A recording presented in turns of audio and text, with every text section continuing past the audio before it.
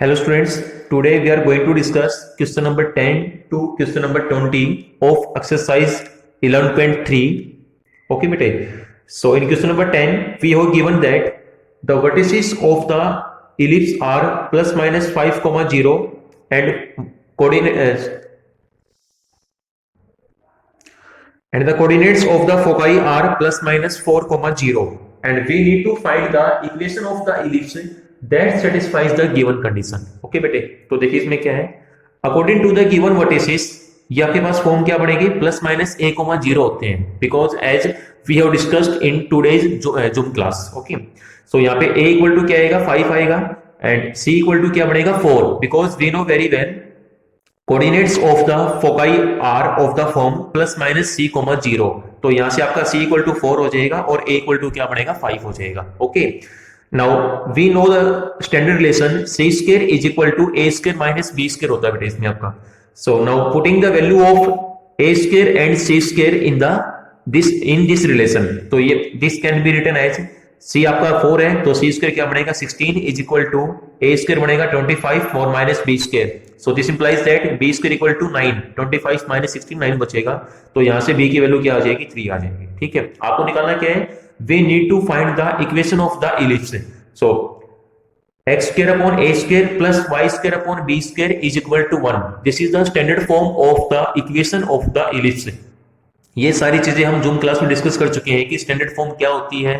ठीक है, if the major axis is x axis तो स्टैंडर्ड फॉर्म क्या बनेगी, if the major axis is along y axis then what will be the standard form of the given ellipse. Okay, so this becomes x square upon a square. a आपका कितना है, 5 है तो 5 का square 25 हो जाएगा plus y square upon b square, b square आपका 9 है is equal to 1. this is the required equation of the ellipse. Question number 10 is completed.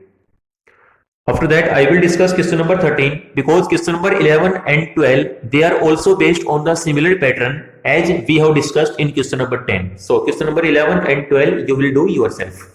Now, according to the question number 13, ends of the major axis are plus minus 3, 0 and ends of the minor axis are 0, plus minus 2. So this is the given data.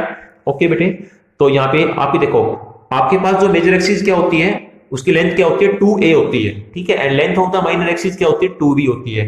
तो यहां से compare करेंगे तो ये होते हैं इसमें plus minus a, 0 इधर होता है और उधर आपका क्या होता है, इधर आपका प्लस का a, 0 और नेगेटिव एक्स एक्सिस में माइनस a, 0 होता है ये.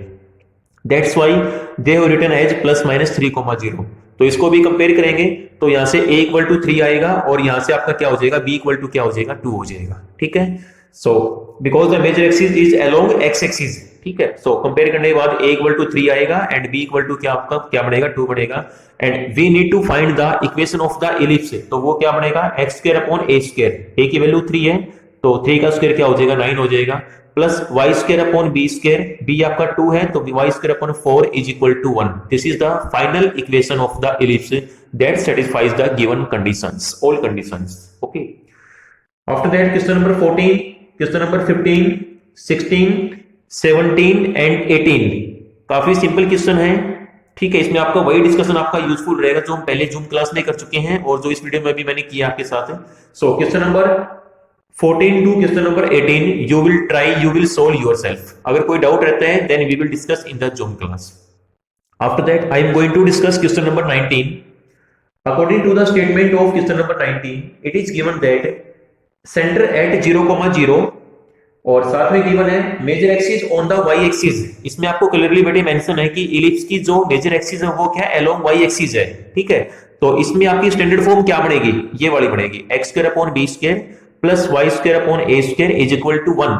ओके, और साथ में गिवन है and passing through the point 3, 2 and 1, 6. आपकी जो इलिप्स है वो इन पॉइंट्स के थ्रू पास हो रही है, यानी कि ये पॉइंट उस इलिप्स की इक्वेशन पे लाई करेंगे, एग्जिस्ट करेंगे, हम ये बोल सकते हैं. ठीक है, सो अब देखिए this is the standard form whenever the major axis is on y axis, x square upon b square y square upon a square equal to 1. अब देखो पहले क्या करेंगे, 3, 2 है इसको सेटिस्फाई करेगा. After that the point 1, 6 will also satisfy the given equation.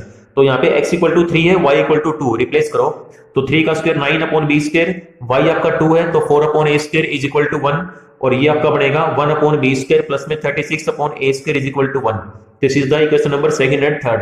Okay, अब equation number second से इक्वेशन नंबर थर्ड को माइनस करेंगे तो ये क्या हो जाएगा 9 - 1, ठीक है।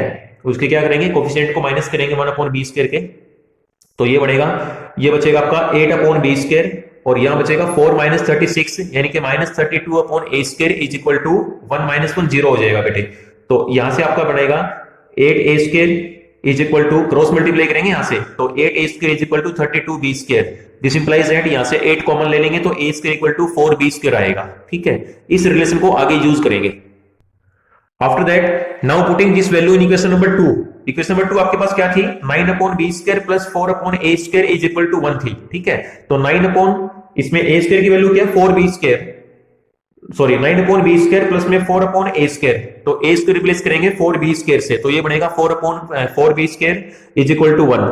यहां से आपका एलसीएम आएगा 4b², यहां 4 बचेगा तो 9 × 4 36, यहां से 1 बचेगा तो प्लस का 4 इज इक्वल टू 1, ऊपर बढ़ेगा 40/4b² इक्वल टू 1, ठीक है। अब ये 40 आपका 4 से कट हो जाएगा तो ये बचेगा 10/b² is equal to 1। By cross multiplication what you will get, we will get b² equal to 10 आएगा यहां से, ठीक है। सो अगर आपके पास b² इक्वल टू 10 है then what will be the value of a²। a² आपका बनेगा 4b² यानी कि 4 × 10 आपका 40 हो जाएगा, ठीक है। अब a² हमारे पास है, b² हमारे पास है, अब यहां से आपका काम बहुत इजी हो जाएगा। Now putting the value of a² and b² in the standard form, and what was the standard form, x² b² आपका 10 है प्लस y²/a², ये आपका 40 है is equal to 1। Okay, so this is the required equation of the ellipse that satisfies all the given condition which were given to you. Okay बेटे, so watch the video carefully and today you will complete this exercise from question number 10 to question number 20। आप इनको solve करेंगे आपकी fair copy में, ठीक है, फिर notebook में सोल्व करेंगे, जो डाउट रहते हैं we will discuss in the Zoom class. So thank you everyone.